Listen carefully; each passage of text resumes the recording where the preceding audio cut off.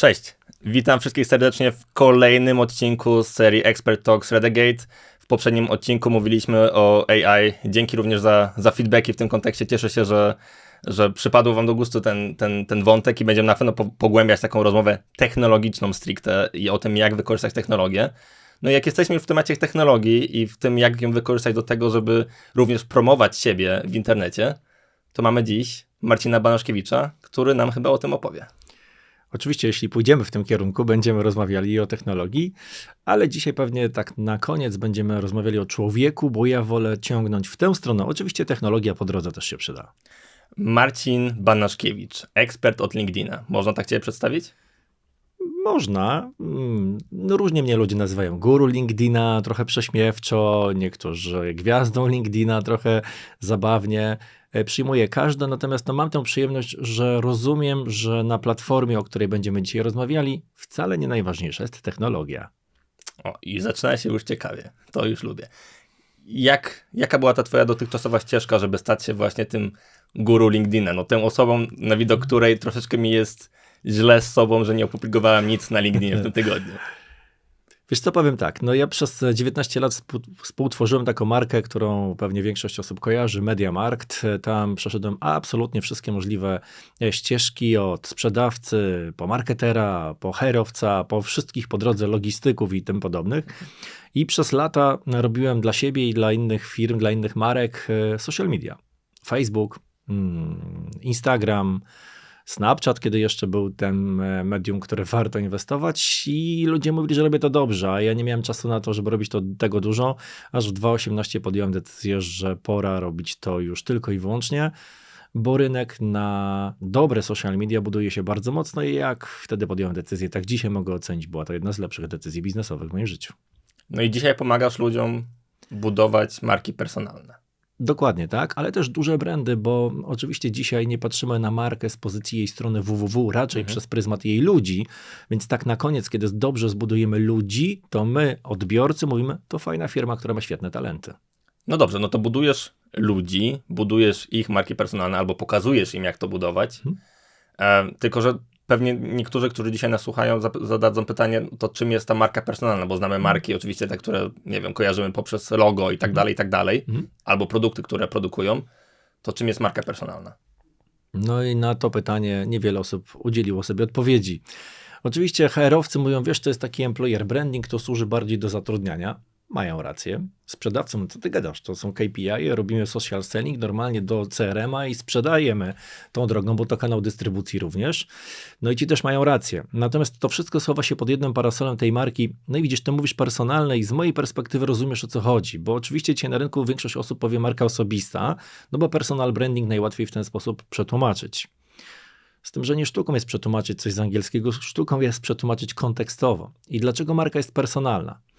Otóż, kiedy my pracujemy w jakiejś organizacji, dużej firmie, czy małej, średniej, mniejsza z większą, łatwo nam się schować za jakimś niewidzialnym działem prawnym, a że może coś tam marketing wstrzymuje, a szefa nie ma, bo pojechał, a to i tamto, więc jesteśmy troszkę za takim anonimowym schowanym korpotarczą i zawsze będziemy w stanie się czymś obronić. Jednak kiedy to ja jestem marką, no to ja jestem zarówno prezesem, jak i sprzątaczem, HR-owcem, marketerem, logistykiem. Wszystkim jestem od samego początku. Ja nie mogę później powiedzieć, że nie zrobiłem czegoś, bo mój dział marketingu, no bo to ja jestem działem marketingu. Czyli koniec końców, jeśli pracujemy w jakiejś organizacji i czegoś nie dowieziemy, to przełożeni przyjdą wyciągnąć konsekwencje i one będą personalne. Dlatego marka jest personalna, bo ludzie w stosunku do nas będą chcieli personalnie wyciągać konsekwencje, jeśli my czegoś nie dowieziemy. Co więcej, osobista to jest raczej bielizna. To jest moja bielizna do mojego użytku. A moja marka nie jest moja do mojego użytku, tylko do użytku wszystkich i oni będą chcieli personalnie, według mnie, wyciągać później konsekwencje. Koniec końców, czym jest w ogóle ta marka? To nic innego jak ekspozycja naszej reputacji w przestrzeni publicznej i w przypadku LinkedIna, o którym dzisiaj rozmawiamy, za pomocą portalu social media. Czyli to moja reputacja w sieci. Reputacja w sieci. No i co ona mi daje ta reputacja w sieci? Jak mówisz, że mogę dzięki temu sprzedawać, mogę dzięki temu znaleźć pracę, mogę dzięki temu może znaleźć pracownika? Co ona ci daje, to zależy jaką masz reputację. Bo jeżeli ona jest kiepska, to najprawdopodobniej nie da ci nic. Ale jeżeli jest świadomie i strategicznie budowana, no to faktycznie, jeśli twoim celem biznesowym jest pozyskiwanie klientów, będziesz pozyskiwać klientów. Jeśli pozyskiwać talenty z rynku, rekrutować najlepszych ludzi, bardzo proszę. No ale możesz też na przykład chcieć zostać ekspertem w takiej platformie jak Redegate, tylko oni się muszą jakoś o tobie dowiedzieć, więc twoja reputacja musi wpaść gdzieś w oczy ludziom, którzy interesują się akurat tym zakresem, żeby złożyli ci propozycję. Dzień dobry panu, zauważyliśmy pana ekspertyzę, prowadzimy następujące, a nie inne działania, może byłby pan zainteresowany dołączeniem. I to jest reputacja, w której ty podejmiesz decyzję, o, taki ekspert by nam się przydał w naszym Redegate. Wcześniej nie mieliśmy tak zaopiekowanego obszaru, właśnie ten człowiek robi to i widać, że jest to jakościowe, więc po prostu musimy się pokazać. Ja mając przyjemność pomagać ludziom, często słyszę, że oni jakby teraz rozumiejąc, co robią, to mają takie doświadczenie wyjścia z jaskini. Wiedzą, że mieli to wszystko, co dotychczas mają, tylko prawie nikt o tym nie wiedział, a kiedy powiedzieli publicznie, że to mają, to nagle wszyscy tego potrzebują. To reputacja. Jak dobra, zyskujesz możliwość szybkiej realizacji celu biznesowego, jaki przed sobą postawisz na LinkedIn. Tylko żeby nie było, że szybkiej, jak ktoś rozliczy, że szybko to jest 2 dni, szybko to mniej więcej 4 miesiące. Ale czy autentycznie? To od ciebie zależy. No i oczywiście zapowiadałeś tutaj nasz odcinek na początku, mówiąc, że poprzedni był o technologii. Ja minąłem tego, z kim rozmawiałeś w drzwiach niemal. Ale Pozdrawiamy Radka, tak. oczywiście, a jeszcze tego samego dnia rozmawialiśmy sobie przez telefon właśnie o tejże technologii. Teraz, czy autentycznie? No jest pokusa oczywiście, żeby wytworzyć siebie trochę innego niż my jesteśmy w internecie, lepszego, takiego, który ma tylko i wyłącznie sukcesy, takiego, który no jest najlepszy, który woła przyjdź do mnie i to możemy zrobić też technologią, możemy to zrobić też sami. Ale na koniec dnia ludzie mówią, wiesz, na tym LinkedInie to właściwie tylko polityka sukcesu. No tak, bo przecież AI nie napisze nam posta, że jesteśmy kiepscy, no raczej będzie ciągnął w tym dobrym aspekcie. I teraz, czy my realizujemy to po ludzku? No łatwo to sprawdzić, bo najpiękniejszym komplementem, jaki może dostać człowiek, skutecznie i jakościowo robiący LinkedIna, jest komplement, który usłyszymy, kiedy spotkamy się z drugim człowiekiem na żywo, na konferencji, podczas jakiegoś networkingu i on powie, wiesz co, jesteś dokładnie taki jak na LinkedInie. I choć ludzie nie często potrafią rozpoznać w tym komplement, to tak naprawdę ten, kto wypowiada te słowa, mówi, wiesz co, nie oszukałeś. Dokładnie takie słowa, jak tam są, wypadają teraz z twoich ust.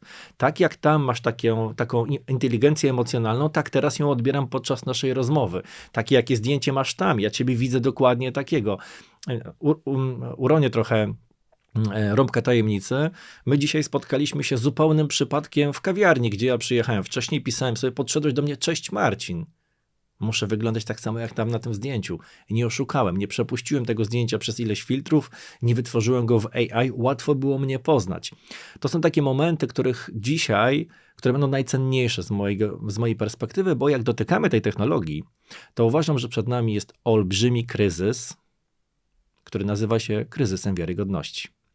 No właśnie, do tego kryzysu wiarygodności chciałem nawiązać, bo zacząłeś o tym sam już mówić. Mamy na LinkedInie samych zwycięzców, samych obieży światów, samych coachów, liderów, mentorów.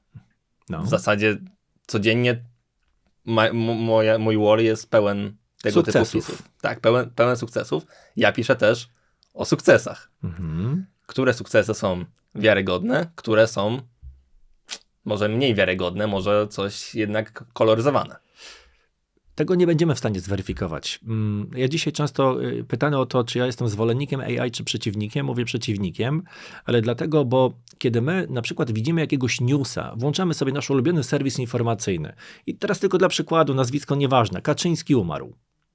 Pierwsze, co jednak zrobisz, powiesz, kurczę, nie wiem, czy na pewno sprawdzę w jakimś innym serwisie, spróbuję znaleźć drugie miejsce, no bo dzisiaj tak dużo tych fake newsów, jakiegoś tam podszywania się pod stronę, którą ja lubię, może akurat właśnie wszedłem, sprawdzę to jeszcze gdzieś. No i widzimy gdzieś w drugim serwisie, o kurde, faktycznie, no to afera będzie. Ale jednak, kiedy wypluje nam dane AI, wierzymy ślepo w to. I uważamy, że to, co jeden czy drugi generatywny system wypluł, to jest sprawdzone, to jest wiarygodne i na pewno tak jest. I teraz, kiedy ja miałbym się opierać tylko i wyłącznie o tego typu treści na LinkedIn, bardzo szybko ktoś mnie przyłapie, że Marcin, ale wiesz co, chyba jest troszkę inaczej. Ja ostatnio, będąc na takim rejsie po Morzu Śródziemnym, wiedziałem, że do którego portu przypłynę, postanowiłem właśnie tą generatywną sztuczną inteligencję w wersji płatnej, żeby nie było, poprosić o to, aby przygotowała mi wycieczkę po tym miejscu, gdzie się znalazłem i to tylko anegdotycznie byłem na Morzu Śródziemnym, a sztuczna inteligencja dała mi możliwość zwiedzania Helsinek. Więc to jest taki moment, że gdybym ja przyjął to za pewnik, czyli opublikował tego typu treść na swoim LinkedInie, jak ludzie bardzo często robią, to w konsekwencji ktoś powie, stary, co ty w ogóle robisz, nie? I to jest moment, w którym dzisiaj obserwujemy próby, bardziej lub mniej udolne, tego, aby zaangażować technologię do pisania za nas i w niektórych aspektach ona się sprawdza, bo tak naprawdę gdybym miał napisać, że wczoraj było jakieś wydarzenie, w którym brała udział moja firma, to sztuczna inteligencja przygotuje mi generatywny tekst, taki PR-owo zeroemisyjny. Było wydarzenie, my tam byliśmy, super, super, super, super. A tylko takie posty nie będą miały dużego niesienia, bo no cóż to za informacja, było wydarzenie, a my tam byliśmy. Tak naprawdę dzisiaj największe niesienie na LinkedIn nie mają posty sukcesu, tylko posty porażki, bo one pokazują prawdziwych nas. Ja dlatego tak bardzo mówię o tym, że post piątkowy jest najważniejszym postem w całym tygodniu, bo on ma być wreszcie bez tej tarczy takiej korpolutka, gdzie my się chcemy schować za tym profesjonalizmem naszym korporacyjnym. Wszystko musi być wymuskane, grafika najcudowniejsza, sprawdzone przez wszystkie działy PR, komunikacji. No i na koniec tego się nie da czytać. My gadamy o tym, to jest ciągle polityka sukcesu, tego już dosyć, nie? To napiszmy o tym, że na przykład nie jestem chyba najlepszym ojcem, bo właśnie obejrzałem film, w którym zobaczyłem na 10 możliwych błędów zrobiłem 9. To napiszmy o tym, że będąc menadżerem przez lata myślałem, że zysk jest najważniejszy, ale dzisiaj się okazuje, że wcale tak nie jest. Że kiedy ja budowałem mój biznes i z 2 musiałem się zawijać i zostałem z olbrzymimi długami, to dzisiaj dlatego coachuję, bo pomogę ci ominąć te błędy, które ja popełniłem. To ci, którzy potrafią przyznać się do błędu dziś na LinkedIn, mają olbrzymie niesienie i są faktycznie poważani i widzimy w nich mentorów, bo każdy z nas na LinkedIn jest mentorem. Bo mentorem nie jest tylko ten, kto zrobił papiery na mentora. Mentorem jest ten, kto jest w tym miejscu, do którego ja zmierzam i on pozwoli mi tam dojść szybciej, omijając wszystkie pułapki. I ja często mówię, że młodszy specjalista do spraw marketingu jest już w tym miejscu, gdzie student chce być. I zawsze jesteśmy mentorem. W związku z tym my tutaj się wzajemnie mentorujemy. Jeśli tylko gadamy o sukcesach, ten mentoring będzie kiepski. Powiedziałeś też o tym, że ten post piątkowy ma być taki właśnie autentyczny, już najbardziej personalny prawdopodobnie, który też być może nawiązuje do jakichś porażek. To jakie są te posty? Są posty piątkowe, poniedziałkowe, wtorkowe, nie wiem, sobotnie? Jak te posty rozróżniamy? Wiesz co, piątkowy jest dlatego, aby wreszcie odrzeć to, zrzucić tę tarczę korpolutka i wreszcie zacząć pisać ja. Tak, ja, moje przemyślenie, ja i ten rower, który przez weekend przejadę nam 300 km, a to pozwoli zrzucić mi z głowy obciążenia całego tygodnia. I to jest właśnie ten moment, gdzie piątek, ten cholernie autentyczny dzień, który ten post sobie zostanie przez weekend i będzie skonsumowany przez sporą ilość ludzi, ma pozwolić ludziom dostrzec w nas człowieka. I tu AI sobie już z tym nie poradzi. Dlatego, bo moje przemyślenia na temat wychowywania dzieci AI nie wymyśli, jak ja mam to w głowie. Twoje prywatne. Moje prywatne. To, dlaczego ja wsiadam na rower i dlaczego ja chcę zdobyć Ślęże 3 razy w ciągu jednego dnia, on tego nie wymyśli. Dlaczego? Czy to jest tylko moja chora ambicja, czy jest to wyzwanie sportowe, czy cokolwiek innego. W związku z tym ten post piątkowy, ukazywanie człowieka w człowieku jest absolutnie najważniejszym. Wisi sobie przez weekend, a ludzie mają zobaczyć w nas człowieka, bo im szybciej ludzie zobaczą w nas człowieka, tym szybciej przyjdą z nami robić biznes. I kiedy ktoś mówi, ja chcę publikować tylko raz w tygodniu biznesowo, mówię, świetnie, to jest nawet bardzo dobry pomysł, publikuj sobie raz w tygodniu biznesowo, ale zrób jeszcze drugi post piątkowy, żebyś nie był tylko takim rozdawaczem ulotek. Proszę ulotka, proszę ulotka, proszę ulotka i proszę ulotka, tylko żebyś jeszcze pomiędzy tym był człowiekiem. To pogadajmy chwilę jeszcze o czymś ciekawym, może o pasji, a może o wydarzeniach bieżących, a może o czymkolwiek innym, ale pokażę ci, jak ja myślę. I tutaj technologia z tym sobie nie poradzi. Oczywiście my możemy sobie posty firmowe, czy posty w ogóle zaplanować w jakiejś technologii to, co będziemy robili do przodu. fajnie. Jest to bardzo atrakcyjne, no muszę przyznać. No, trwa chwilę, nie? Właściwie dzisiaj, gdybyś popularnemu czatowi GPT wskazał, że zaplanuj i wykonaj, wyprodukuj mi posty na daną tematykę, wcielając się w następującą osobę, czy jej kompetencje, napisz to językiem ludzkim lub takim, albo jeszcze według metody AIDA, miękki kręgosłup posta, bądź cokolwiek innego, no potrwa to chwilę i masz 30 postów do przodu. Kuszące. Może jakiś pomysł na panel dyskusyjny między Radkiem a tobą w przyszłości. Żeby nie było jasne, ja nie jestem w sprzeczności z Radkiem, bo uważam, że jeśli sztuczna inteligencja mogłaby ci zaproponować takie tematy postów, to jest nawet bardzo dobre, bo usiądziesz sobie do tego i zobaczysz, co ci proponowało i napiszesz to swoim językiem. Natomiast ja na przykład jestem absolutnym niefanem tego, żeby powiedzieć, że biorę Ctrl-C i Ctrl-V. Czemu? Bo nie będzie tam człowieka. I dzisiaj te bezokoliczniki, zazwyczaj tam wiesz, że budowanie swojej marki personalnej to bla, bla, bla, bla, bla, bla i takie bezokolicznikowe, takie wrzucanie tylko bez człowieczeństwa, odhumanizowane, no powoduje, że my nie chcemy tego czytać, bo jakbyśmy czytali post encyklopedyczny. To też niezwykle ważne, że drugi człowiek bardzo szybko, nakarmiony już tyloma fejkami, tyloma clickbaitami, wyłapie, że ktoś próbuje mi wcisnąć na wejściu ulotkę. Dzisiaj mówimy tym, że nowy chat GPT jest już bardziej ludzki, czyli dostrzegamy to, że nie był ludzki. Dostrzegamy, że nie jest nadal ludzki, Znaczy, jest trochę bardziej ludzki. Dostrzegamy przede wszystkim wartość bycia człowiekiem, bycia ludzkim. No, oczywiście. To będzie według mnie, tak naprawdę często ludzie pytają, czy ten AI zabierze mi pracę, czy nie zabierze. W wielu aspektach zabierze. I ostatnio brałem udział, znowu anegdota, brałem udział w szkoleniu jednej z najpopularniejszych osób w polskim internecie, twórcy, który zrobił szkolenie. 5 czy 7 spotkań bezpłatnych, tam oczywiście podczas bezpłatnych była sprzedaż. No i jest taki moment, który jest właśnie takim cudownym potwierdzeniem. Jest moment właśnie dotyczący pisania postów. No i ten owy człowiek wypowiada następujące słowa. Słuchaj, wiadomo, że sztuczna inteligencja części z nas będzie odbierała tą robotę, no to zamiast się na nią teraz obrażać, to się jej naucz, jak tamci będą tracić, to ty ją będziesz mieć. Wróć do początku. Wiadomo, że sztuczna inteligencja będzie zabierała pracę. I my tak przechodzimy do tego strasznie łatwo. No będzie zabierała, ale wiesz, nowe zawody, Przecież Goldman Sachs zrobił już to badanie. Powiedział, tak, nowe zawody będą powstawały, tylko będą 10-krotnie wolniej zatrudniały, niż stare zawody będą zwalniały, co oznacza 300 milionów ludzi rocznie bez pracy. Zatem ja jestem po tej stronie, że tak będzie zabierała, a że to trwa cholernie szybko, ta rewolucja, to będzie nas też czekał dosyć duży kryzys psychiczny. Ja jestem akurat tutaj trochę antyzwolennikiem takiego biegu do przodu. Co więcej, Elon Musk powiedział spokojnie, to jest za szybko, stop, zresetujmy to, bo to podejście jest złe. I wczoraj akurat komentowałem jeden z post moich znajomych, dobry post i to nie była żadna sprzeczka absolutnie, tylko poszerzanie horyzontów. I padło takie sformułowanie, wiesz Marcin, kiedyś taksówka to był woźnica, który tam, wiesz, konia poganiał, no dzisiaj jest to zupełnie innego rodzaju rozwiązanie i jednak technologia w tym pomaga. Ja mówię, tak, ale kolejny krok jest taki, że woźnica będzie niepotrzebny, bo auto autonomiczne już to zrobi samodzielnie. Co z woźnicą? Bo będzie tylko już technologia. No i to są takie momenty, że jak sobie zadamy takie proste pytanie, no dobra, to skoro autobusy i tramwaje będą już samobieżne, taksówki będą samobieżne, sklepy będą bez sprzedawców, co będziemy robili? Stawiasz na tego człowieka też w twoich publikacjach. Bardzo często mówisz o tych relacjach. Zresztą tutaj masz Human ze sobą to human. human to human oczywiście. logo. To gdzie jest ta rola człowieka twoim zdaniem docelowo w przyszłości? Często dostaję to pytanie, albo może inaczej, która z kompetencji człowieczych będzie według mnie najbardziej potrzebna w przyszłości, to ja stawiam na inteligencję emocjonalną.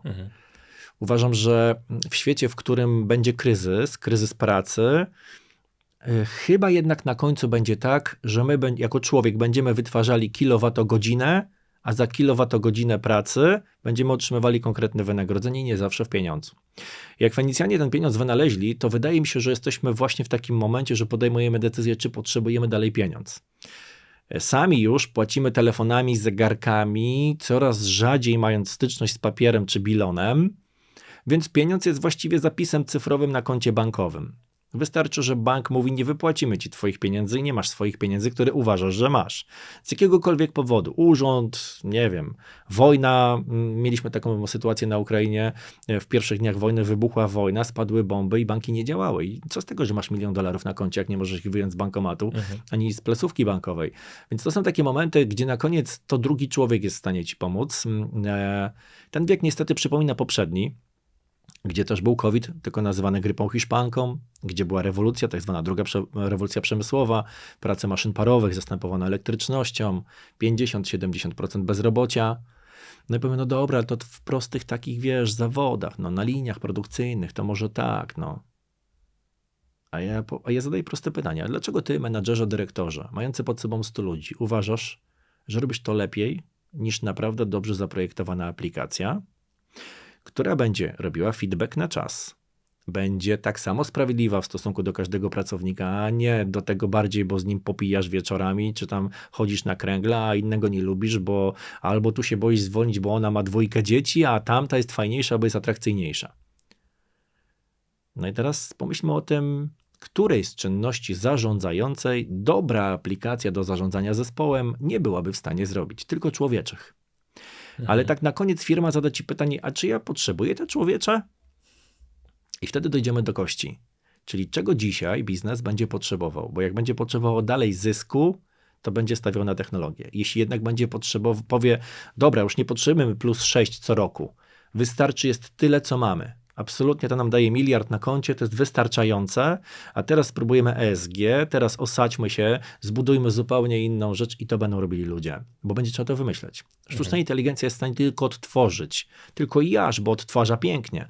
Dajmy komendę, wyprodukuj mi, nie wiem, zdjęcie papieża wkrótce Monklera, proszę bardzo, nie istnieje takie zdjęcie, sztuczna inteligencja dostarcza ci zdjęcie papieża w Monklerze. No to w związku z tym wymważniejsze staje się dziś już budowanie tej własnej marki personalnej, rozumiem też w świecie. I przekazywanie tego, jak wygląda ta twoja inteligencja emocjonalna, w jaki sposób ty podchodzisz do drugiego człowieka, jak się komunikujesz.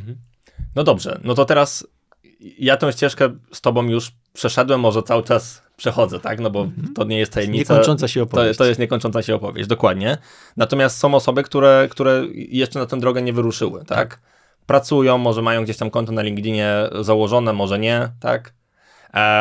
To od czego teraz warto zacząć, żeby faktycznie zacząć budować tę swoją markę personalną? Co muszę zrobić? Ile czasu muszę w to zainwestować, tak?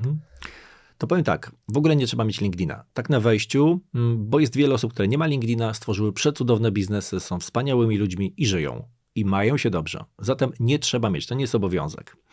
Natomiast jeśli miałbym powiedzieć, czy warto, to ja bym przynajmniej spróbował, a nie mówił, że nie warto, kiedy nie spróbowałem. Znaczy, często jest tak, że ludzie mówią, wiesz Marcin, ja mam konto od 10 lat, tylko jeszcze tam nigdy nic nie zrobiłem. No ale też musimy mieć w świadomości to, że jeżeli konto nie zostało wypełnione do końca, to LinkedIn nie rozsyła tego konta po całym świecie. Jest po prostu w takim narożniku sklepu, po którym nikt nie chodzi. Takim wielkim hipermarkecie. I tam nikt nie chodzi. Tam jest chyba jakaś samochodówka, gwoździe albo cholera wie co, ale ostatnio byłem tam 5 lat temu, więc to, że założymy konto, jeszcze nic nie zmienia. Dopiero zmieni to, kiedy my na tym koncie coś opublikujemy. Co my myślimy, co my robimy, w jaki sposób obsługujemy problem, który występuje na rynku. No i wtedy ktoś, kto ma problem, mówi, o, takie rozwiązanie dla mnie jest cenne. Ale muszę jeszcze zapytać, czy w twoim podcaście można używać brzydkich słów? Można, jeżeli trzeba, można. No właśnie, bo chcę powiedzieć brutalne prawo LinkedIna, że ludzie mają w dupie nasze produkty i usługi. Czytelnicy naszych postów mają to głęboko w dupie, bo oni nie kupią tego tutaj. Nie po to przyszli na LinkedIn. A my często myślimy, że to jest kolejny e-commerce i wrzucamy kup pan tu rozwiązanie albo dostajemy takie wiadomości, hej, zauważyliśmy rolę w twojej firmie i mamy dla ciebie świetne rozwiązanie, może chcesz kupić auto w leasingu. No i tego typu działania absolutnie tutaj może nie. nie zdadzą egzaminu. Natomiast kiedy my zaczniemy w publikacjach pokazywać, że mamy rozwiązania na konkretne problemy, które występują u naszej grupy docelowej, to jest moment, gdzie ktoś zaczyna myśleć, kurczę, może to dla mnie. Ale wtedy też zaczniemy mówić o tym, że czyli tak naprawdę, jak ja mam coś tam pisać, to ja muszę robić marketing swojej osobie. To prawda, tylko nie outbound marketing. Bo outbound marketing właściwie polega na tym, że musimy znaleźć klienta, przygotować dla niego ofertę, złożyć ofertę, przenegocjować ofertę i doprowadzić do podpisania kontraktu. Działa, mnóstwo wielkich firm z tym modelem zrobiło sobie biznes, ale kiedy my dotykamy marki personalnej, to raczej tu zadziała inbound marketing, czyli w pierwszym zdaniu mówię, nie sprzedaję. Żadnych Thermomixów, żadnych koców, garków, nic ci nie chcę sprzedać. Natomiast pozwolę ci się zakochać w kupowaniu u mnie. Czyli tak będę dzielił się wiedzą na temat rozwiązań, które są dla ciebie problemem w twoim biznesie, abyś sam do mnie przyszedł i powiedział, Marcin, wiesz co, chociaż nic mi nie chcesz sprzedać, to ja bym chciał pogadać o tym temacie, który ty tutaj publikujesz. Ale wtedy ludziom się wydaje, że muszą publikować o swoim produkcie, o swojej usłudze. A my nie chcemy tego tutaj kupować. My nie kupujemy ani towarów, ani usług na LinkedIn. Co kupujemy? Człowieka. I jego story, rozumiem. Jak zobaczę, jak ty rozwiązujesz ten problem, bo taki jesteś mądry, chodź proszę do mojego biznesu, siadaj obok mnie, rozwiąż problem w moim biznesie. A nie będzie tak, to ja poproszę to, co wy tam, to wiesz, trochę jakby teraz do Redegate ktoś przyszedł. Wie pan co, to ja poproszę kontrakt, bo wy macie kontrakt, a ja jestem, dajcie kontrakt. Hello, no nie kupuje się u nas kontraktów. Załóż konto, nakarm konto, przyjdzie klient, zapyta, będziesz w ciągu 72 godzin obsłużony, ale to tak nie działa, że ty będziesz krzyczeć, hej, daj, bo ja tutaj muszę. No i to są te momenty, gdzie ludzie często wpadają na LinkedIn i mówią, hej, ja, wybierz mnie, jestem najlepszy, inni się nie znają, ja jestem najlepszy. No i my na to patrzymy, mówi, kolejny. No i to nie działa. Ale są z twojej strony jakieś takie najlepsze praktyki, jeżeli chodzi o to, jak często muszę postować, bo też jest wiele mitów o tym, o której postować. Tak. Albo nie wiem, jak długie muszą być te posty, czy dajemy w poście linka, czy nie, czy ze zdjęciem, czy bez, czy uśmiechać się, czy płakać. Jak to wygląda? Nie starczy nam czasu, ale powiem tak. Jak powiem, że publikuj codziennie bez weekendów, to jest tak samo dobre, jakbym powiedział publikuj raz w tygodniu albo raz w miesiącu. Dlaczego? Bo tak często publikujemy i jak nasz cel nas do tego determinuje. I absolutnie pierwszą rzeczą wchodząc na LinkedIn, to postaw przed sobą cel. Bo jeżeli twoim celem będzie chcę pozyskać szybko klienta, no to jeden post na miesiąc może spowodować, że nie pozyskasz szybko klienta. Jeśli będziesz go pisał wtedy codziennie, jest większa szansa, że pozyskasz szybko klienta. Ale twoim celem wcale nie musi być szybkie pozyskiwanie klienta, tylko budowa takiej świadomości, że jestem profesorem branży i może za rok, jak tak sobie będę raz na 2 tygodnie coś publikował, to za rok dopiero zacznę to monetyzować. Wyznaczę cel, który będę chciał skonkretyzować, a teraz tylko i wyłącznie buduję świadomość u moich odbiorców, mojej ekspertyzy, mojej jakości, mojego biznesowego podejścia. Nie ma złotej recepty, jak często. Jak często determinujesz cel. A co może pójść nie tak? Mogę nie wiadomo ile czasu w to inwestować. Możesz. I nie wyciągniesz nic. I nie wyciągnę nic. Co robię źle? Wiesz co, wiele rzeczy, bo też znowu reputacja. No, jeśli będziesz pisał niegrzeczne komentarze pod postami innych ludzi, to my, widownia tego portalu, widzimy również te komentarze. Więc kiedy ty w swojej publikacji chcesz być taki cudowny, piękny i wspaniały, a później ja widzę twoje zachowania, które są agresywne, seksistowskie, wulgarne, niefajne, to myślę sobie, okej, czyli publikacje ChatGPT, a później on i tak mimo wszystko już pokazuje całą swoją twarz. Znowu, kryzys autentyczności. No i potem na przykład bardzo łatwo rozpoznać, czy ktoś ma obsługiwane konto przez agencję, czy też przez właśnie jakiegoś copywritera, czy korzystającą osobę z AI. No bo widzimy wymuskane, cudowne, wycackane wręcz te publikacje, ale później jak autor komentuje swojego posta, niemożliwe, to jest jakby zupełnie inny człowiek. No więc z perspektywy tego, co może pójść nie tak, wiarygodność może pójść nie tak. To po pierwsze, twoje złe zachowania mogą pójść nie tak. No i może być tak, że będziesz bardzo zniecierpliwiony i będziesz chciał szybkiego sukcesu. No i kiedy będziesz pisał, że Redegate, weź się zapisz i po 2 miesiącach nikt się nie zapisuje, to wtedy ci pójdzie z wątroby. To ja tu przez 2 miesiące, a wy i wiesz, wylejesz na algorytm może tego portalu, że on jest zły, albo że ci to tego uczą, to w ogóle też bez sensu. Ale tak na koniec musimy zdać sobie sprawę z tego, że my wszyscy jesteśmy różni, a chcemy publikować po swojemu. I ja ci tak po mojemu powiem. Ileż to razy mówiliśmy tak, wiesz, po mojemu, to ja ci powiem po mojemu. No ale każdy z nas ma inne po mojemu. Każdy z nas jest z innego świata biznesowego, z innego domu pochodzi, innego wychowania, rodziny pełnej, niepełnej, z alkoholem, bez alkoholu, ktoś jest DDA, ktoś jest DD. No i to są takie momenty, gdzie każdy z nas, będąc innym, stara się po swojemu powiedzieć innemu, ale on ma inaczej to swoje po mojemu. No i wtedy trzeba sobie zdać sprawę z tego, że nie wystarczy nam zakomunikować, że jesteśmy super specjalistą, bo dzisiaj niestety już nie wystarczy być super specjalistą. Dzisiaj trzeba być jeszcze super sprzedawcą swojej specjalizacji. No, trzeba też mieć opowieść chyba, którą się niesie. No i właśnie do tego zmierzam, że żeby to było skuteczne, będzie trzeba użyć metody przekazu spójnej, zarówno dla odbiorcy, jak i nadawcy. No i ja między innymi uczę tego, aby skupić się na storytellingu, zwłaszcza w odmianie Droga Bohatera, bo to dzisiaj w tym między innymi doradczym języku no jest po prostu najskuteczniejsze i umiejętne położenie konkretnych wartości, które nas dotyczą na tekście, powoduje, że druga osoba rozumie nas dokładnie tak, jak my chcemy, żeby nas zrozumiała. To jest bardzo proste i gdyby nas w szkole podstawowej chociaż 2 lekcje polskiego dotyczyły tego, że skuteczną metodą komunikacji może być storytelling, składa się z 4 bądź 5 części, robisz po kolei to, a pozostali rozumieją cię dokładnie tak samo, to dzisiaj firmy nie traciłyby tak dużo pieniędzy na bardzo drogie szkolenia z komunikacji. Pomagasz firmom w angażowaniu również pracowników. Pomagam. W te działania na LinkedInie, w ogóle w budowaniu wizerunku firm, jako dobry pracodawca, jako produkujący najlepsze produkty w ramach danej branży. Od czego zaczynasz taką pracę z firmą? Po pierwsze, rozpoczynam tę pracę od założenia, że wiem, że nic nie wiem. Czyli staram się przekonać mojego klienta, że skoro rozmawiam z osobami świadomymi, najczęściej z HR-u bądź ze sprzedaży, czym jest marka personalna i employer branding, to będzie on dotyczył w konsekwencji ludzi, którzy nie są świadomi. I na początku robię taki webinar, 1,5 godzinny, gdzie są właśnie takie podstawy, o których my rozmawiamy, co to jest marka, co to mi może dać, czy ja tego potrzebuję, czy ja muszę, czy publikować codziennie, te takie mity, które narastają, po prostu opowiadam, co to jest marka. No i często o kurczę, nie wiedziałem, to ja faktycznie się chcę za to zabrać. No i wcześniej też w firmie ktoś komunikował, że będzie taki program, to się na dzisiaj pięknie nazywa Employee Advocacy, czy ambasador marki pracodawcy. Firmy budują sobie takich ambasadorów, którzy notabene stają się konkretnymi punktami styku z naszą marką. Od strony marketingu, od strony HR-u, od strony sprzedaży, od różnych stron. No i to jest taki moment, w którym faktycznie my dzisiaj przez pryzmat właśnie tych ludzi mówimy, kurczę, to jest naprawdę dobra firma. To jest fajna firma. Ci ludzie tworzą autentyczne relacje, nie są wyprodukowani przez agencje, są czasami niedoskonali w tym, co robią, a tu kamera krzywa, tam była literówka i tym bardziej to kupujemy, bo to jest właśnie ludzkie. Wiesz, złap się kiedyś na tym, że jak wejdziesz sobie na LinkedIn i zobaczysz takie cudownie wyreżyserowane audycje, chociażby taka jak nasza, gdzie się rozpocznie, wiesz, Belka, Marcin Banaszkiewicz, CEO My Logo, to jest takie, dobra, dalej, bo już wiesz, że to nie jest autentyczne, że wiesz, ktoś coś poustawiał, kamera, tutaj my wszystko, no i oczywiście pewnie ja znałem pytania, my jesteśmy umówieni. Nie, no jak? Nie, absolutnie. Ale założenie takie będzie. Będzie takie założenie, znowu jakaś produkcja. Tak. A wiesz, włączasz kamerę, to się wszystko trzęsie, tu wiatr wieje i mówisz, słuchajcie, 5 powodów, dla których wasza firma padnie, właśnie wychodzę ze skarbówki, uwaga, i siedzisz i konsumujesz.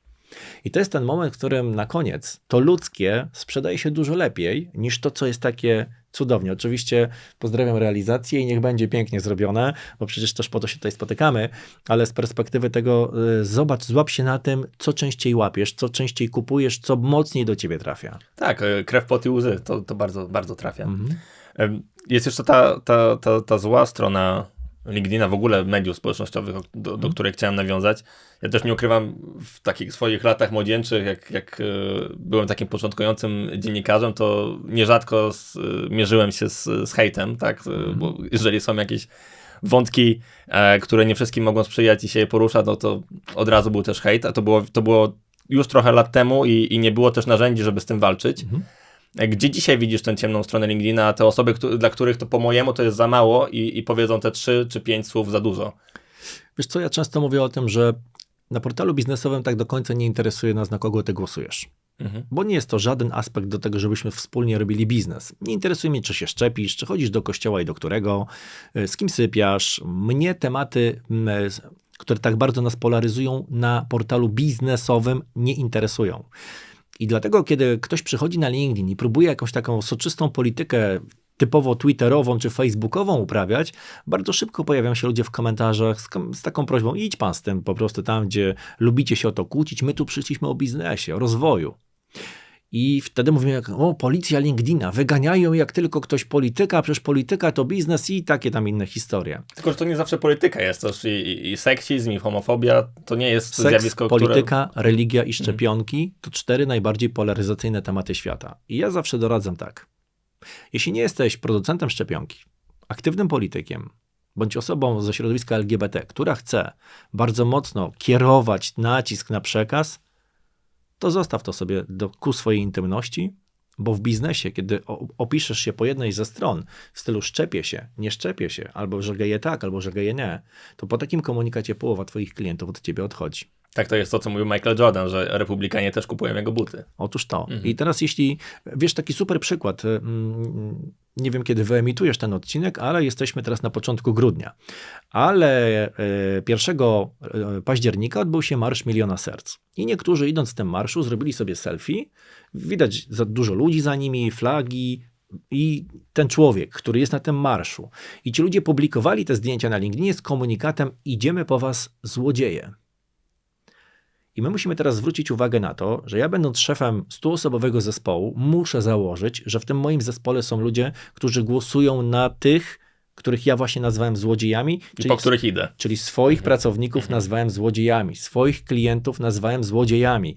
Ludzi, którzy nie chcą w ogóle polityki na LinkedInie, wyrzuć go ze znajomych, usuń, zablokuj, nie chcę tego rynsztoku. Próbujesz przynieść tutaj to, czego nie ma i nie chcemy, żeby było. Więc wrócę do twojego pytania. Na LinkedIn nie ma hejtu. Uwaga, nie wszystko jest hejtem. A my właściwie, jak nam ktoś napisze, nie zgadzam się z tobą, mówimy, mam hejtera. Hejt to jest poniżenie drugiej osoby w oczach osób trzecich, ale nie zgadzam się z tobą, to nie jest poniżenie. I bardzo często my, kiedy tylko ktoś ma kontrzdanie, mówimy, mam hejtera. No niestety nauczyliśmy się takiego trochę narcyzmu, że jak ja już powiem, to powiem. A jak ktoś mówi inaczej, no to nie każdy jest skłonny, żeby z tym podyskutować. Często zachęcam, spróbuj wejść w polemikę z tym człowiekiem. Dlaczego on się nie zgadza? Niech napisze, dlaczego się nie zgadza. Bo najczęściej napisze coś, co faktycznie poszerza horyzont. Odnieś się do tego, napisz, dlaczego to się nie znalazło w twojej publikacji, wytłumacz się z tego, pokaż jeszcze szerszy kontekst, a na końcu on cię zaprosi do kontaktu, powie, ej, fajnie się gada. No my mieliśmy jednego z fanów, który gdzieś tam nas ścigał regularnie za to, że akurat nasze barwy to tak jak mamy, jest i żółty, jest i niebieski, i jednoznacznie kojarzy się z flagą Ukrainy i oczywiście byliśmy banderowcami przez jakiś czas, to mówię zupełnie otwarcie. I poczekaj, i właśnie wtedy, kiedy ktoś przekracza granicę i nazywa cię banderowcem, bo masz takie barwy, to akurat za to szanuję LinkedIna, że jak zgłosisz taki komentarz, to LinkedIn nie pozostaje bierny. Czyli zgłaszamy. I bardzo szybko bulkuje tę osobę. I to jest niezwykle ważne, żebyśmy my nie zniszczyli tej atmosfery. Jeśli chcemy tu gadać o rozwoju i o pieniądzach i przychodzi po prostu człowiek z brudnymi buciorami do naszego domu, to mamy prawo powiedzieć, wyjdź z mojego domu. Zgłoś komentarz, zablokuj tę osobę, wyślij zgłoszenie do LinkedIna, treści nienawistne, treści rasistowskie. Bardzo szybko LinkedIn z tym sobie radzi. No i wiele osób takich, które próbowały takim jadem, czy to politycznym, czy jakimkolwiek innym, próbować na LinkedInie coś zrobić, po 2 dniach już nie miały konta. No, patrząc na twoje wpisy i to na tym twoją działalność, ty dajesz świadectwo raczej temu, że z LinkedIna albo na LinkedInie można budować potencjał networkingowy, charytatywny, można mówić o CSR, tak, ogólnie wobec korporacji na przykład. Gdzie widzisz tą największą wartość, jeżeli chodzi o LinkedIn, właśnie w kontekście takich akcji? Czy to jest skala, czy to jest to właśnie, że ludzie tak często z tego korzystają? Z czego to wynika? Trudne pytanie. Bo chyba nie ma jednolitej odpowiedzi, że największą wartością jest skala. No bo umówmy się, w Polsce jest 6 milionów założonych kont, z czego 33% to ludzie aktywni. Średnio 2 miliony użytkowników to dużo, żeby nie było, ale też nie 20 milionów. No, na Twitterze trudniej o takie akcje na przykład. Do tego nawiązuje. To prawda. Natomiast na Twitterze jednak jesteś, wiesz, niegrzeczny Jasio z Piotrkowa, Ania z Zielonego Wzgórza. Tu jesteś Marcinem Banaszkiewiczem. Absolutnie nie chcę tego porównania, wiecie, przerysować, ale jesteś takim Jurkiem Owsiakiem. I ja cię rozliczę. I na końcu pokaż te pieniądze, czy one poszły tam na te dzieci, czy nie, bo Jurku Owsiaku bardzo łatwo dojść do KRS-u, zobaczyć wszystkie elementy. I tu jest dokładnie tak samo. Jeżeli ten CSR chcesz budować tutaj w oparciu o nazwisko, to się nie dziw, że ktoś powie, słuchaj, a skoro ty miałeś tam wesprzeć niepełnosprawność, to tylko sobie tak napisałeś, czy coś z tym zrobiłeś? I zrobiłeś to, co zrobiłeś? Pokaż, co zrobiłeś. Masz jakiś dowód, że zrobiłeś? I wiesz, ja tutaj mam często takie pytania, bo wiesz, kiedy na przykład piszę, że tam, podczas jakiegoś wydarzenia pieniądze jakieś zebraliśmy. Pokaż te pieniądze. Gdzie są te pieniądze? Proszę bardzo, tu są. A, dobra, spoko. Raz nie pokażesz, po reputacji. Więc to też jest pewnego rodzaju odpowiedzialność. Jeśli już wchodzisz w bardzo mocno biznesowe środowisko, to tak jak ono może ci sprawdzić wynik finansowy w KRS-ie, tak powie sprawdzam w komentarzu. Sprawdzam. Ostatnio pisałem post o tym, że wymieniłem komputer. No i jeden z komentarzy, tak, kupiłeś, pokaż zdjęcie. Sprawdzam, klasyczne i wiesz, uśmiecham się, trzymasz tu zdjęcie, baw się, nie? Ale z drugiej strony to pokazuje, że sprawdzam, nie pokażesz zdjęcia, mam cię, kłamczuszku. No i wtedy jest po reputacji. Więc ja jakby każdemu mówię, jak jesteś gotowy na to, żeby być takim bardzo transparentnym, wchodź na LinkedIna, rób tego dużo, a zbudujesz czy to akcję charytatywną, czy koncept biznesowy, czy cokolwiek innego, ale musisz być na to gotowy. Ja jestem wielkim fanem blockchaina. Rozproszony rejestr płatności, rejestr danych na 10 000 komputerach, nikt tego nie jest w stanie zmienić, podmienić, skopiować czy cokolwiek innego. No to ja chcę, żeby tak była moja firma. Jak ktoś potrzebuje, jestem w stanie udostępnić maile, nie mam tam żadnych wrażliwych specjalnie danych, oczywiście bez danych osobowych, no bo to wiadomo RODO. Nie mam problemu z tym, żeby udostępnić swoje konto, bardzo proszę. Ktoś chce prześwietlać, proszę bardzo, ale wtedy musimy sobie o tym powiedzieć, że musisz mieć te wartości, o których mówisz, że masz. Że to ta prawdomówność, że nie kradniesz, że płacisz te podatki, rób inne rzeczy. Jak powiedziesz, że masz 1 000 000 obrotu, pokaż mi swojego PIT-a. No i wtedy się okazuje, że cała ta polityka sukcesu u niektórych, która była tak, jaki to jestem cudowny, jakie dużo pieniędzy zarabiam i jaki mam super samochód, jest nie do obrony, kiedy ktoś mówi sprawdzam. No i wtedy, wiesz, tutaj i drifty. Bardzo szybko to weryfikujemy.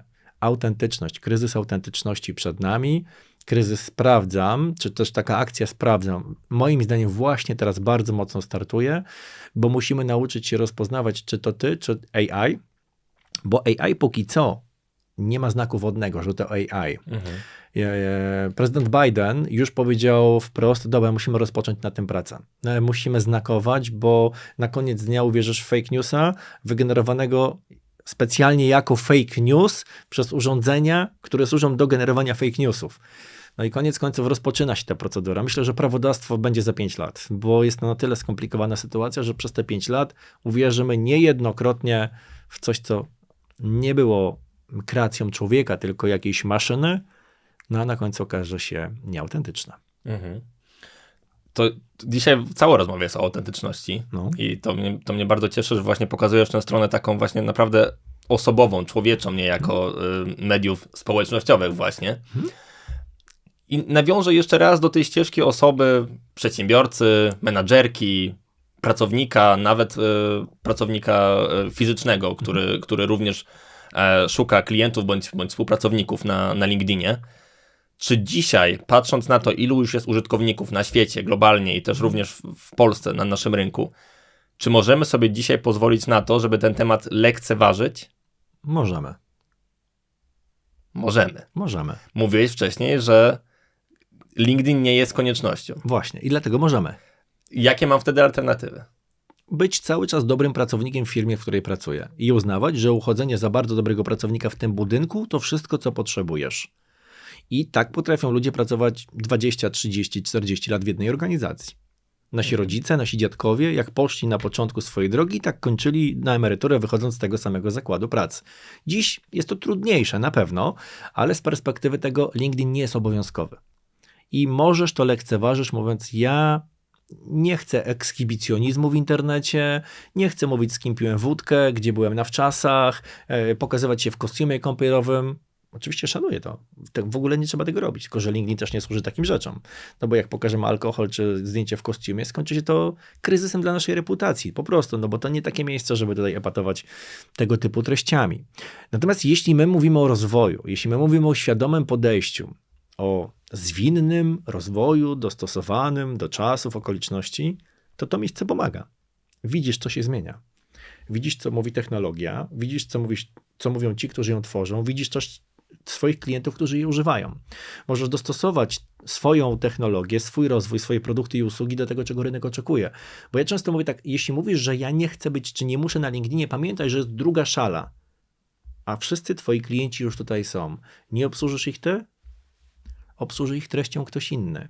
I to jest trochę tak, jak często tłumaczyłem na swoich szkoleniach, że wiesz, no idziesz sobie samochodem jakąś trasą, no i nagle czujesz, że chce ci się siku. No i widzisz, jest logo McDonald's. Myślisz, o, jest McDonald's, jestem uratowany, tam jest toaleta. Ale nagle widzisz McDonald's zamknięty. I teraz nie przestanie ci się chcieć siku. Pojedziesz dalej oczywiście, albo staniesz przy trasie, albo pojedziesz na kolejną o, BP, dobra, niech będzie BP. I ludziom się wydaje, że ci, którzy mają na rynku jakieś potrzeby, to jak mnie tam nie ma, to im te potrzeby zniknęły. Potrzeby biznesowe są tak samo silne jak potrzeby fizjologiczne. I kiedy potrzebujesz, nie wiem, kupić program do faktorowania, bo idzie KSEF, a ten, który masz w ogóle z KSEF-em nie pogada, to ty już nie masz wyboru. To jest jak ściganie. Musisz oddać mocz. I teraz ty, jako twój reprezentant swojej organizacji o tym nie mówisz, ale reprezentant innej organizacji mówi. O, fajnie gość gada o tym KSEF-ie. Nie znam go w ogóle, nie wiem co to za program, ale w ogóle jakiś webinar robią? To pójdę na webinar. Obsługujecie twój konkurent. I dlatego na przykład w dużych firmach dzisiaj ludzie mówią, my nie musimy robić LinkedIna, wiesz, mamy miliardy, największe na całym świecie kontrakty. A co robią ludzie, chociażby tacy, którzy pracują między innymi w Redegate? Mi wystarczy jeden klient rocznie. No, może dwóch. Ja nie potrzebuję zdobywać ich nie wiadomo jak dużo. Kiedy wejdę na projekt, ja wiesz, mam $50,000 miesięcznie, mi to w zupełności wystarcza. I taki duży traci jednego. Najczęściej mówi, o kurde, dobra, straciliśmy jednego, jakoś to będzie. Straciliśmy dwóch. No tak, tylko że jeśli takich ludzi jak u was będzie 1000 i 1000 sprawnie użyje tego narzędzia, to nagle na rynku 1000 klientów zmieni swoich dostawców rozwiązań. No i dzisiaj te duże firmy przez lata, więc my tego nie musimy. Najczęściej pukają teraz, panie Marcinie, bo mamy wrażenie, że patrzyliśmy na GfK, Nielsena i tam mamy swoich głównych konkurentów, ale w ogóle nie patrzyliśmy na tych, którzy przychodzą jako interim, external, jak zwał, tak zwał. Małego, który robi projekt, wychodzi, my w ogóle ich nie widzieliśmy, no bo oni byli tam w Odersach, a tam w tych Odersach to cholera wie kto jest. No i na koniec się okazuje, że to oni nam zabierają najwięcej, nie ten główny rynek, główni konkurenci. I dzisiaj oczywiście w dużych organizacjach jest takie, no dobra, słuchajcie, to już teraz najwyższa pora. Czy tak będzie? Nie, bo odłożą to jak zwykle na później. Ale jednak zdecydowałeś się również w ramach Szkoły Profesjonalnych Ekspertów Biznesowych, którą realizujemy razem z Akademią Leona Koźmińskiego, no pomóc tym, którzy nie chcą odłożyć tego na później. No właśnie. I dołączyłeś do inicjatywy, która właśnie tym ekspertom, o których wspomniałeś, którzy pracują czasem w ramach 1 czy 2 kontraktów rocznie, no ma pokazać tę ścieżkę, że można wzmocnić ten ich wizerunek. Co zachęciło ciebie do tego, żeby podjąć się tej inicjatywy i dołączyć? To, kto będzie na sali. Bo od was usłyszałem, tam będą ci, którzy chcą się uczyć. Którzy chcą wykorzystać technologię do tego, żeby pomóc sobie w rozwoju, w sprzedaży siebie, tak na koniec, bo będziemy mówili o sprzedaży siebie. I chcą to zrobić szybko, czyli maksymalnie w 4 miesiące i chcą to zrobić jakościowo i skutecznie. No i jak dopytywałeś, jak długo muszę wkładać w LinkedIna, no to akurat to, co będziemy robili tam, będzie wymagało mocnego wkładania przez 4 miesiące. Natomiast no, często jest też fart nowicjusza, że ktoś włoży 2 razy, mówi, ej, ja już mam klienta. I zwrot, tak. Tak, ale to jest fart nowicjusza, on się zdarza rzadko. Natomiast tak, żeby wszyscy powiedzieli, wszyscy mamy odhaczone, check. Moim celem było pozyskanie firmy z Francji, która to i tamto, mam firmę z Francji, a moim było tam globalne, mam globalne, to będzie maksymalnie 4 miesiące. Ta metodologia jest sprawdzona na wielu osobach i póki co nie istnieje żadna, która swojego celu nie zrealizowała. Czyli podsumowując dzisiejszą rozmowę, bo też kończy nam się czas, mówiliśmy o autentyczności jako takiej złotej zasadzie LinkedIna. Mówiliśmy teraz o cierpliwości również, tak, żeby dać temu czas. Bardziej o strategii. Strategii, czyli trzeba mieć strategię, muszę być autentyczny. Jakie są jeszcze takie inne złote zasady z twojej perspektywy, z perspektywy twoich lat doświadczeń? Wyjąć sobie z głowy, że algorytm tego portalu ma jakiekolwiek znaczenie. Okej, czyli nie zwalamy na algorytm. Nie. Nie masz na to żadnego wpływu. To trochę jakbyś miał pretensję, że dzisiaj deszcz pada. No pada i dostosowujesz ubranie, parasol, cokolwiek innego. I ludzie często mówią, nie, bo algorytm LinkedIna to się zmienił i teraz to nie wiem. Kiedyś to miałem, a teraz to nie mam. I to wina algorytmu. No nie wiem, czy kurczę, wina algorytmu. Nigdy nie było ani zasługą, ani winą to, co my w konsekwencji otrzymywaliśmy. Ale my też nauczyliśmy się, że kiedy mają mnie ocenić, że dobrze, to ja muszę mieć czegoś dużo. Dużo zasięgu, dużo lajków, to wtedy jest dobrze. Teraz mam mało lajków, to chyba mam źle. No i gdyby ktoś zapytał mnie, Marcin, właściwie, żeby się tak rozliczyć z tego LinkedIna, to lajki, komentarze czy zasięg? No ja wtedy odpowiadam zapytania ofertowe. I tego chyba życzymy wszystkim naszym słuchaczom i słuchaczkom dzisiejszym. Dokładnie tak. Dzięki serdeczne, Marcinie, za rozmowę. Myślę, że jest tutaj jeszcze bardzo dużo powietrza, dużo potencjału, żeby pogłębić tę dyskusję. Dla tych, którzy chcieliby to pogłębić, gdzie można ciebie znaleźć? Poza tym, że oczywiście na LinkedInie, to gdzie można również podjąć tę inicjatywę rozpoczęcia tej ścieżki? Znowu trudne pytanie, bo dzisiaj pani do mnie napisała, Panie Marcinie, oglądałam pana wywiad na YouTubie sprzed 3 lat, więc na YouTubie też, ale tak naprawdę LinkedIn, Marcin Banaszkiewicz, trener LinkedIn, będzie najłatwiejsza, a jak ktoś nie ma jeszcze LinkedIna, to strategia marki personalnej.pl. Tam mnie znajdziesz, tam przeczytasz, co robię. Serdecznie zapraszam. Mam nadzieję, że spotkamy się wkrótce i pogadamy na poważnie o tym, jak szybko zrealizować swój cel zawodowy na LinkedIn. Dziękuję, Marcinie. Dzięki za rozmowę.